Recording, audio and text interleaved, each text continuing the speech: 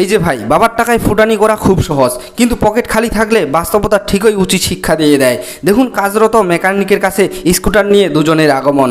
Scooter মালিক: আগে এই গাড়ির ব্রেকটা ঠিক করো। মেকানিক ব্রেক দেখছে। টাকমাথা বন্ধুকে ইশারা করে মেকানিকের তাচ্ছিল্য: আরে এ তো মোল্লার ছেলে, তাই না? ও তো আমার ছেলের ক্লাসমেট ছিল। আমার ছেলে এখন বড় কলেজে পড়ে, আর একে দেখো গ্যারেজে কাজ করছে। তখন মেকানিক চুপচাপ শুনছে। এতে এই ছেলের কোনো দোষ নেই, দোষ তো ওর বাবার। ওর বাবা টাকা কামিয়েছে, শুধু ফুর্তি করে উড়িয়েছে।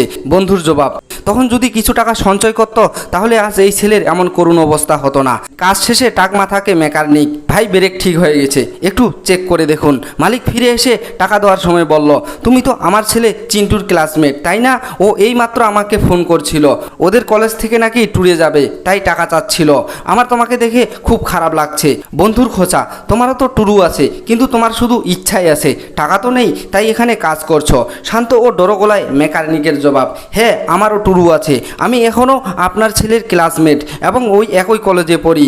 আপনার ছেলে টাকার জন্য আপনাকে ফোন করেছে, কিন্তু আমি পার্ট টাইম হিসেবে এই গ্যারেজে কাজ করছি। আমার মধ্যবিত্ত মানসিকতা, তাই বাড়ি থেকে হাত খরচ চাইতে পারি না, দেখেই নিজে উপার্জন করছি।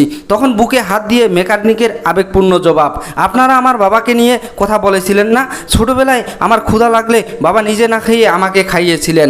এখন একটা সাধারণ কলেজ ট্যুরের জন্য তিনি কি ধার দেনা করবেন?